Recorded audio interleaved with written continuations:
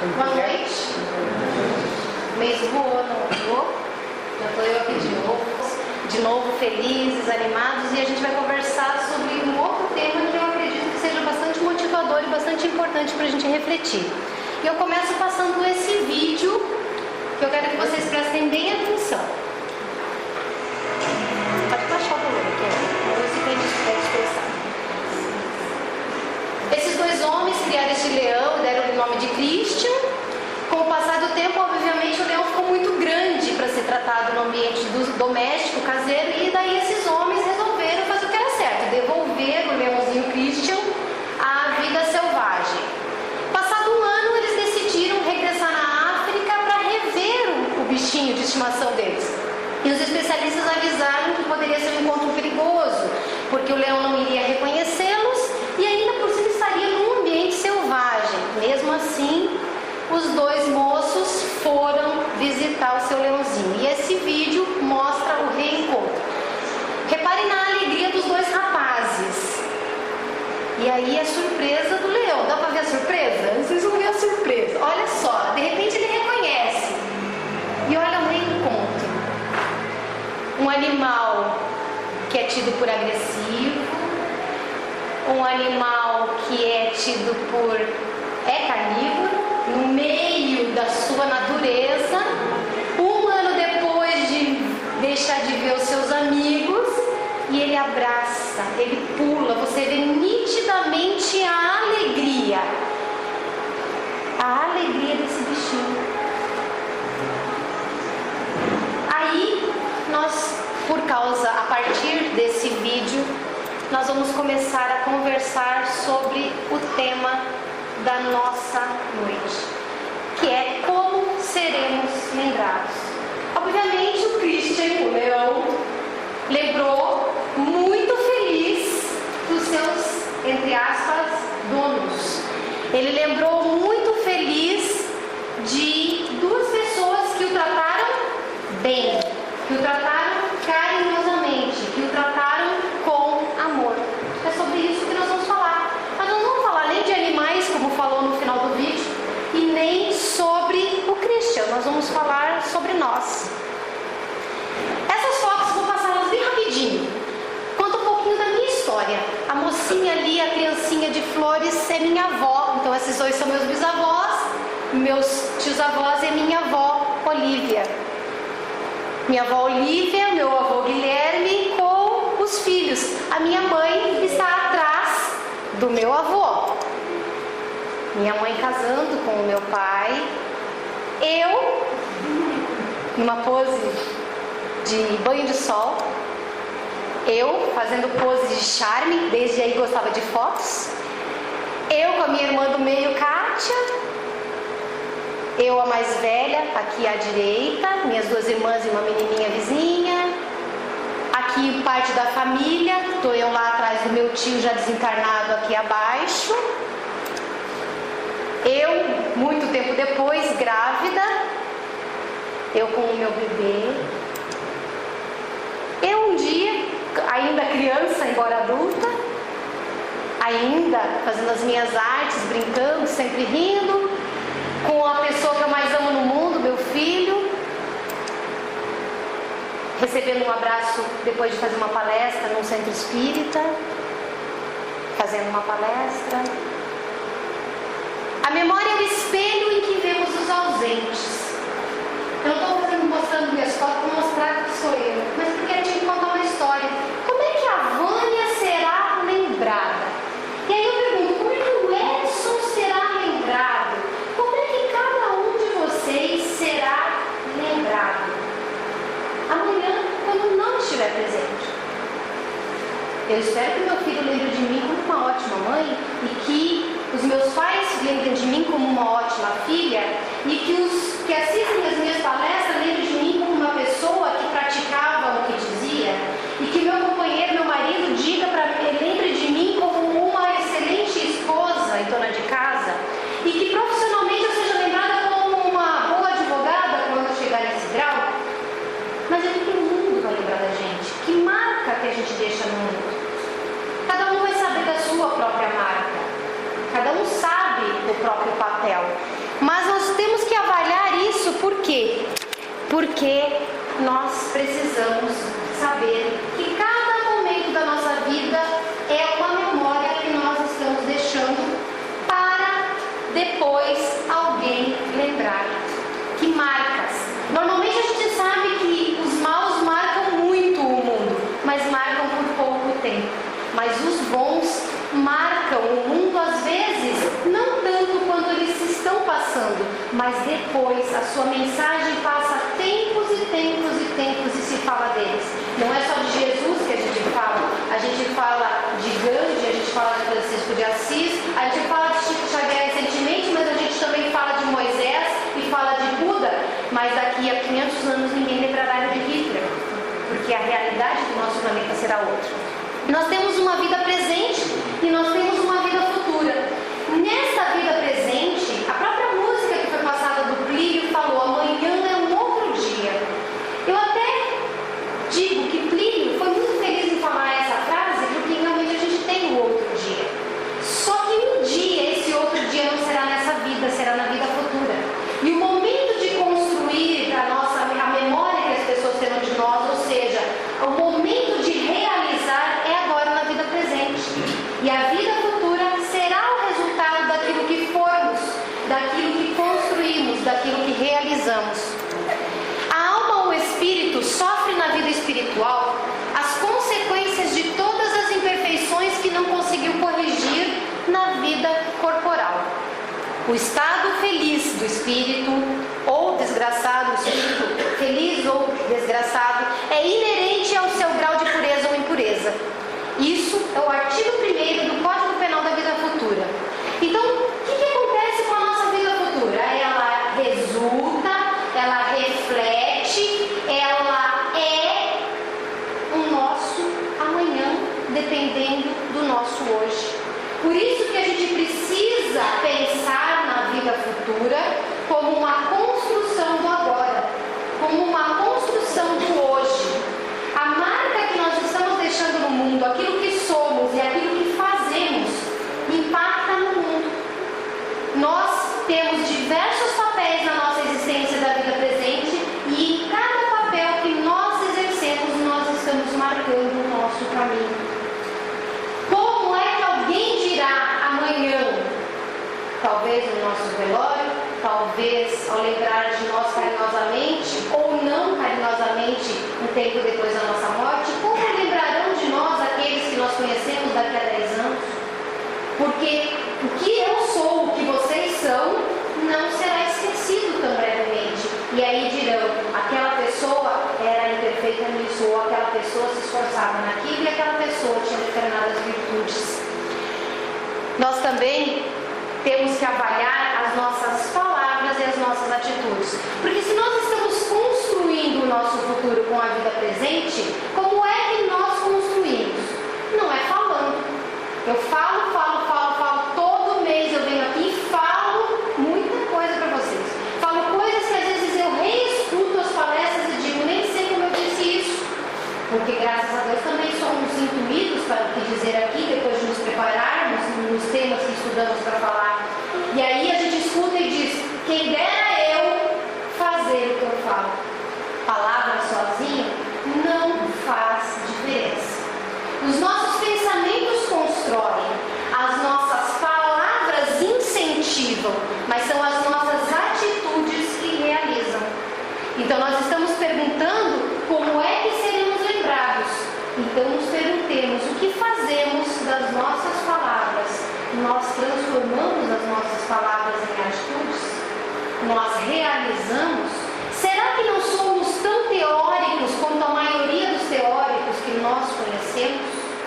Nós julgamos tanto a teoria do próximo, nós julgamos teóricas as promessas de campanha eleitoral, nós julgamos teóricas as pregações religiosas daqueles que falam em outras igrejas, nós julgamos teóricas as promessas de um mundo melhor para nós em todas as áreas, mas e nós fazemos além do que falamos?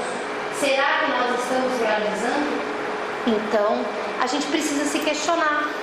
O Espiritismo dá a nós fé inabalável do futuro e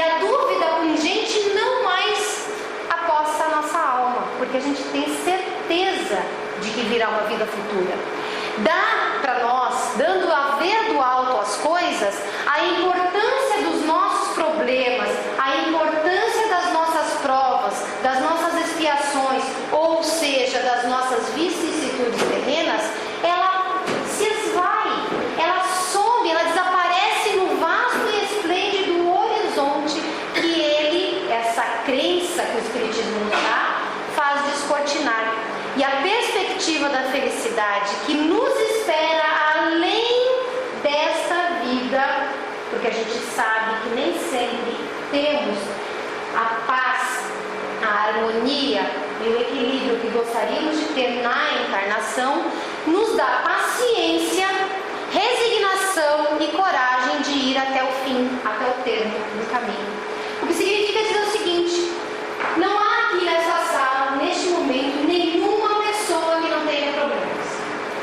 Não há nenhuma pessoa que não tenha um sofrimento, uma mágoa, um perdão para dar, um perdão para receber. Nenhuma pessoa que não ame de menos e não seja pouco amada. Nenhuma pessoa que não chore, que não sofra, que não fique doente. A minha dor ou o meu sofrimento, considerando como dor aquilo que é físico e sofrimento aquilo que é moral, para mim são as coisas mais difíceis que eu posso enfrentar. Ela, ela podem olhar e dizer: que bobagem esse problema da Vânia, é pouca coisa. A minha dor é muito maior, meu sofrimento é muito maior. E pode até ser para essa pessoa, mas para mim é a minha dor e o meu sofrimento. A gente não tem que ficar comparando dores, comparando sofrimentos, porque nós estamos aqui porque pedimos, porque precisávamos e porque, ao analisar a própria conduta em várias vidas passadas, onde erramos para com o próximo, erramos para com a natureza, erramos para com Deus e erramos para conosco, nós dissemos: estou cheia de dívidas, eu quero quitar uma parte. E aí a gente pediu para nascer. Então ninguém aqui carrega a cruz que não pediu para carregar e nem com mais peso do que podia carregar. Só que ao entender que a vida futura, que o Espiritismo explica e explica de forma racionalmente, faz com que a gente entenda por que estamos encarnados nessa condição e nessa experiência, e ao entender isso, a nossa dor e o nosso sofrimento vai diminuir de tamanho. Porque quando a pessoa que deve muito para o outro trabalha de sol a sol, chega no final do dia, recebe o dinheiro e diz: eu posso pagar uma parte da minha dívida, dá alívio. Durante o dia de trabalho puxado, ele vai cansar, ele vai se entristecer, ele vai lamuriar talvez, embora não devesse, porque tem oportunidade de trabalho quando muitos não têm. Mas ao final do dia ele quitou a dívida. E é isso que é o final do nosso dia, é o final da nossa vida.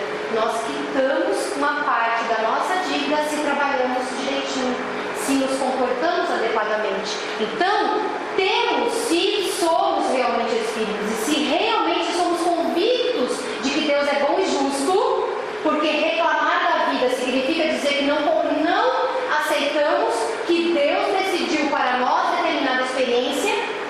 Então, se a gente ama a Deus e se a gente está convicto de que Deus existe e é bom e justo, então nós vamos agir nas nossas experiências com paciência, com resignação e com coragem. Lembrando que a coragem é saber lutar pelo que pode ser mudado, e resignar é saber quando não dá para lutar contra, então viver o melhor possível dentro da experiência.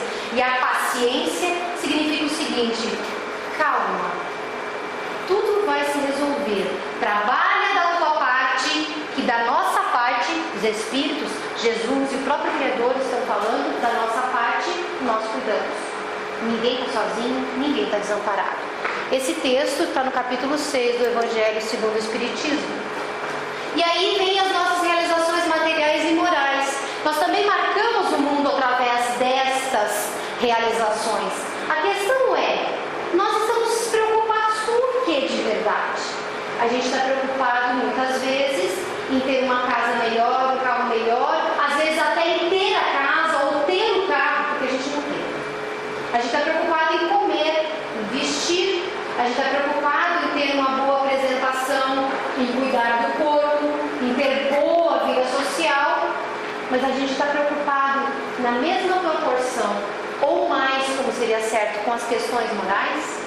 Será que quando eu me preocupo em comprar a minha casa, ou em trocar meu carro, ou em conseguir uma boa aparência, eu consigo me preocupar em ser uma pessoa honesta, em ser uma pessoa justa, em ser uma pessoa amorosa para com o próximo, em ser uma pessoa paciente, em ser uma pessoa tolerante, em ser uma pessoa que cala-se quando a sua palavra será a maledicência ou a maldade?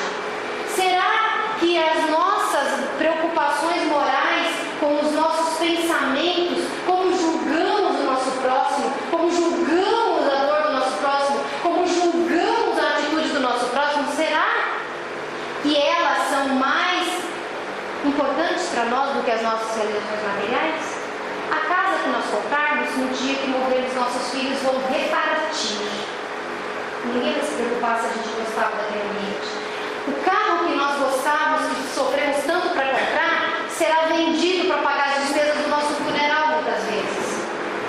O nosso corpinho que nós cuidamos tanto para ficar sem rugas, magrinho, malhado, esse corpinho vai apodrecer e antes de apodrecer será consumido pelos vermes. E nós não veremos se nós estivermos preocupados com os valores morais, porque a vida aqui, ela é espiritual vestida de carne, e não uma carne que possui um espírito por acaso. Quando a gente joga a roupa fora porque ficou velha, essa roupa não sente o nosso pensamento, ou a nossa tristeza, ou a nossa alegria. Essa roupa não sente. É a mesma coisa com a matéria. Nós vamos deixar tudo aqui. Então, se as nossas realizações estão sendo equilibradas nessa área, sem deixar a moral para o segundo plano, isso é que nós temos que refletir. E aí, lá no Livro dos Espíritos, pergunta 132, diz assim: que a lei de Deus lhes impõe a encarnação, a quem? A nós espíritos, com o objetivo de fazê-los chegar à perfeição. Para algumas pessoas, para alguns espíritos, a encarnação é uma expiação. A gente fez errado, não entendeu, precisa passar pela experiência para quitar a própria consciência e entender que aquela atitude não está adequada com a lei divina. Para outros é uma missão, quando, por exemplo, uma mãe assume o papel de cuidar do seu filho doente a vida inteira e diz: Senhor, esse espírito em dívida está dependendo de alguém para ajudá-lo na encarnação. Eu toco. Às vezes porque ajudou no erro daquele espírito. E às vezes porque é uma alma que ama aquele espírito e diz: eu vou junto com você. Nenhum fardo será tão grande quanto a tua dor hoje. E eu vou ajudar a curar porque eu vou trabalhar contigo. Certo? Mas, para chegar a essa perfeição, devem sofrer todas as tribulações da existência corporal. Se tiver frio, a gente não tem roupa, tem frio. Se tiver calor, a gente não está no ventilador, no ar-condicionado, a gente sente calor. Se não tiver comida, a gente vai sentir fome. Se não tiver água, nós vamos sentir sede. Não importa se é culto ou inculto, saudável ou doente, branco ou negro, pobre ou rico. Não importa. Se mora aqui ou mora na África, vai sentir tudo. E isso faz parte também das nossas expiações de um grupo de espíritos, de uma humanidade que ainda não é perfeita, que tem muitas imperfeições. A encarnação tem também um outro objetivo, que é dar ao espírito condições de cumprir sua parte na obra da criação. Então, aquela pessoa que plantou uma árvore está contribuindo com a obra de Deus. Aquela pessoa que assumiu um papel perante uma família está cumprindo com o seu papel na obra de Deus. Aquela pessoa que descobre um remédio, um medicamento, uma cura para uma doença, está cumprindo no seu papel. Ah, Senhor, mas eu não sei fazer nada disso. Mas é mãe, mas é pai, mas é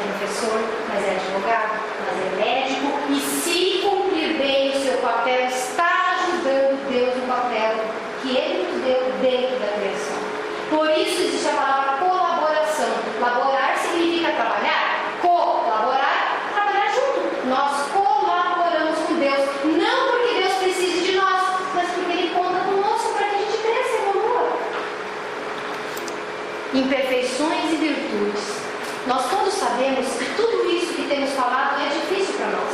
É difícil porque nós somos imperfeitos. E somos imperfeitos porque Deus não nos criou perfeitos. Porque se Ele tivesse nos criado como a teoria dos anjos, nós todos teríamos saído das suas mãos sabendo tudo, com todas as virtudes. Mas como que nós iríamos compreender o que é o sofrimento? Como iríamos compreender o que é o desconhecimento? Como iríamos compreender o que é a dor? Como é que nós iríamos dar valor?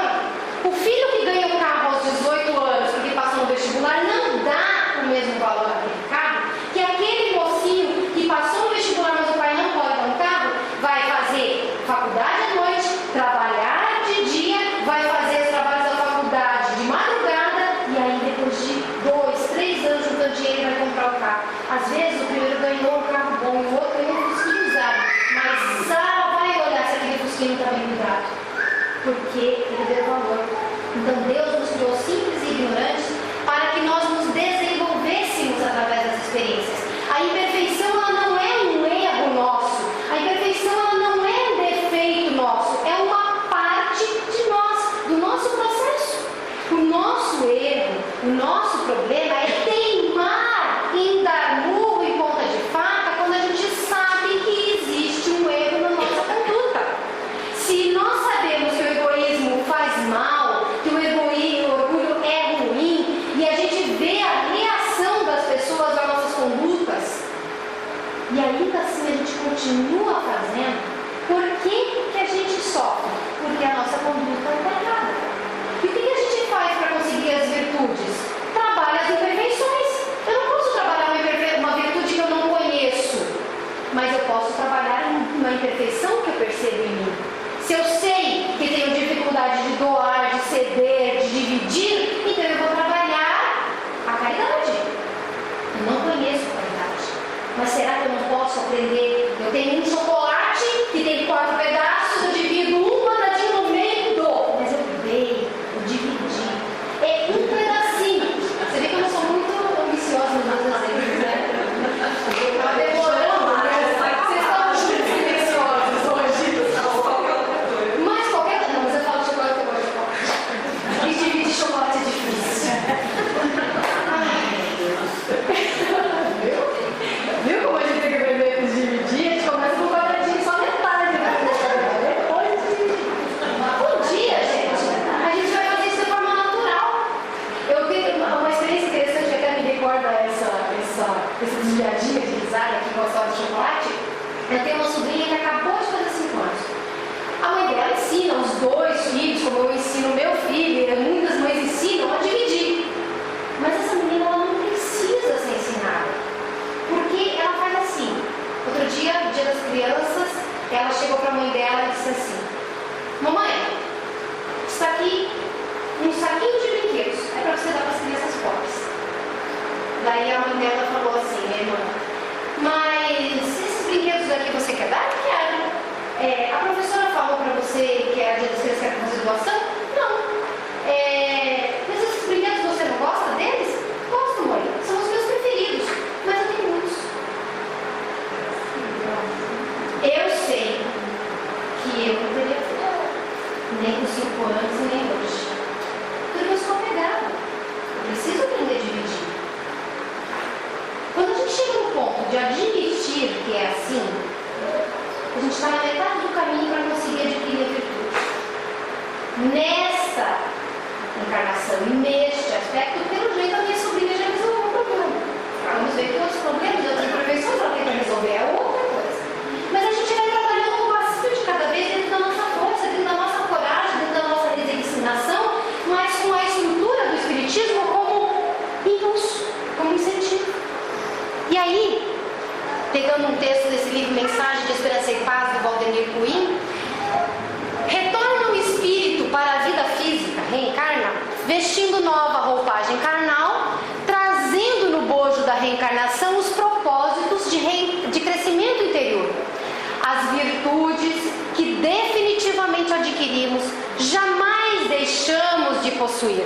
Assim, nós não perdemos a paciência, a fraternidade, o amor, a caridade, a tolerância, o idealismo, a determinação, não perdemos a coragem e tantas outras conquistas conquistas nobres e sublimes quando realmente as detemos. Alguém já perdeu a paciência aqui? Alguém já perdeu a coragem? Alguém já deixou de ter o sentimento de fraternidade, de caridade, de tolerância? Já desanimou, perdeu o idealismo? Perdeu? Pode parar. E não perdeu, ainda não adquiriu. Mas se teve um momento em que sentiu isso, significa que aquela flor começou a brotar. Aquela planta começou a existir. Então que bom se já perdeu, porque já tem uma semente brotando. Então vamos regar, vamos adubar, vamos trabalhar essa planta. A questão é a seguinte: não tem defeitos aqui dentro. Não tem gente santa e não tem gente que não precise trabalhar imperfeições e virtudes. E aí eu pergunto para vocês trabalharem isso com vocês mesmos durante a semana: como é que você será lembrado? Como é que você age na vida presente? E o que você entende que através dessas atitudes irá encontrar na vida futura? Como é que suas palavras estão saindo da sua boca? E o que você está fazendo com essas palavras? A atitude em vocês? O que é que está sendo mais importante na vida de vocês hoje? As realizações materiais ou as realizações morais? E o que vocês estão fazendo com as imperfeições que possuem? O que está acontecendo? Estão trabalhando, tentando transformar as suas imperfeições em virtudes? Amanhã, vocês não estarão aqui. Como amanhã eu não estarei aqui. Alguém falará de nós, como a minha tia, que nós integramos nessa semana, uma outra tia, já morreu há 6 meses, a irmã dele morreu essa semana. E aí, nós conversando, dissemos assim: pois é, a tia bebia e fumava, mas ela parou. Foi só, porque ela não era santa. Não é mesmo. Só que, quando ela sofreu violência física, ela se ergueu. Quando sobraram os pais para ela cuidar, ela cuidou. Quando ela, depois dela ter o problema do vício dela, passava, ela nunca atrasou um dia no trabalho e cumpriu durante mais de 25 anos trabalho numa multinacional, onde ela era secretária da presidência. Quer dizer, nunca perdeu o prumo na vida. Ela parou com o vício da bebida. Ela parou com o vício do cigarro. Quando as vizinhas delas estavam adoecidas, as velhinhas, sozinhas, ela ia lá e cuidava. Teve vizinha que morreu com ela cuidando. E aí, você acha que alguém lembrou que a minha tia, sendo velada essa semana, era uma pessoa que tinha bebido e fumado? E que eventualmente ficava brava? Não, todo mundo lembrou o quanto ela fez da vida dela para o bem próximo. O quanto ela foi responsável, o quanto ela foi criteriosa, o quanto ela foi comprometida. E ela morreu bem e morreu em casa. Eu tive o privilégio de, na minha 10ª noturna, pedir para ir ajudar no velório, se fosse possível, e eu vê-la, abraçá-la, despedir-me, e ela está viva. Eu quero morrer assim. Eu quero que um dia vocês olhem para trás e digam: eu lembro da Vânia, como era barulhenta, como falava rápido em algumas palestras, como ela gostava de abraçar e beijar e fazer barulho, como era bagunceira. Mas era uma pessoa que fazia diferença na hora de passar para se esforçar.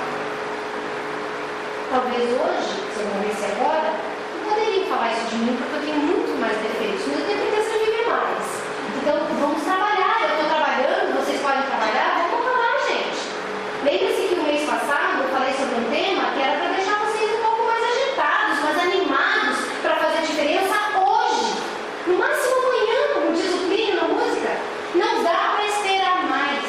Não dá para esperar mais. Como é que vocês serão lembrados? Eu desconfio que a gente precisa mais de um tempo. Vamos torcer para ter esse tempo. Mas é hoje, no máximo amanhã, o tempo da nossa realização. E vou passar essa música do Michael Jackson, que chama Canção da Terra. Isso aqui é o que a gente está fazendo do mundo.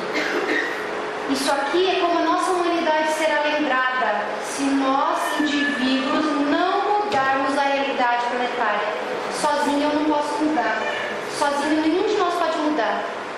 mas todos juntos podemos mudar. Não está pegando o som? Ah, tá sim. Deixa eu ver qual é o volume que eu vou ter que baixar o meu voz. Você abaixa? Planeta bonito, né? Lá vem o homem. Ai, Senhor.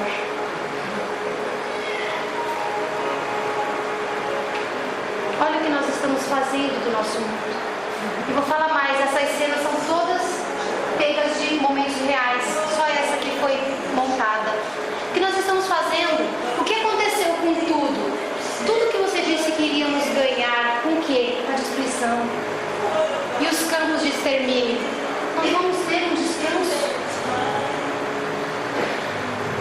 E o que aconteceu com tudo que você disse que era meu e teu?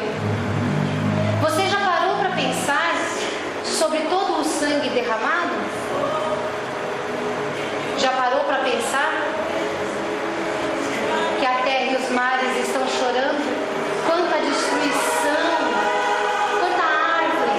Todas essas pessoas vivem nesses lugares, não são atores, são pessoas reais, de vida real. Na semana que filmou isso, o elefante foi assassinado mesmo, como está na montagem. Tanta obra maravilhosa que Deus criou, olha só, lindo. E a gente corta, e a gente queima, e a gente mata, a gente destrói, e a gente deixa tudo um deserto. O que nós fizemos com o mundo?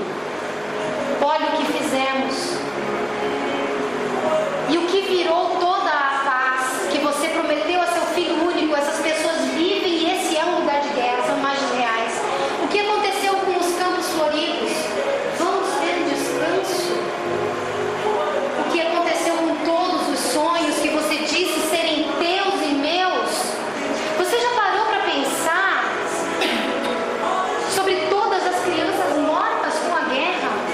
Já parou para pensar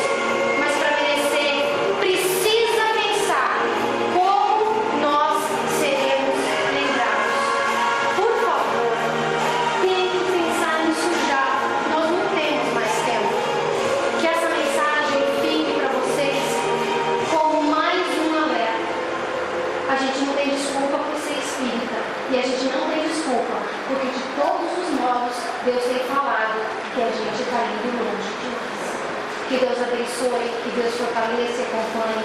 Não achem que as suas provas individuais são muito grandes. A prova do nosso planeta é muito grande, porque a gente ainda não tem vontade suficiente de lutar. Que Deus abençoe, que Deus acompanhe e que Jesus nos ampare.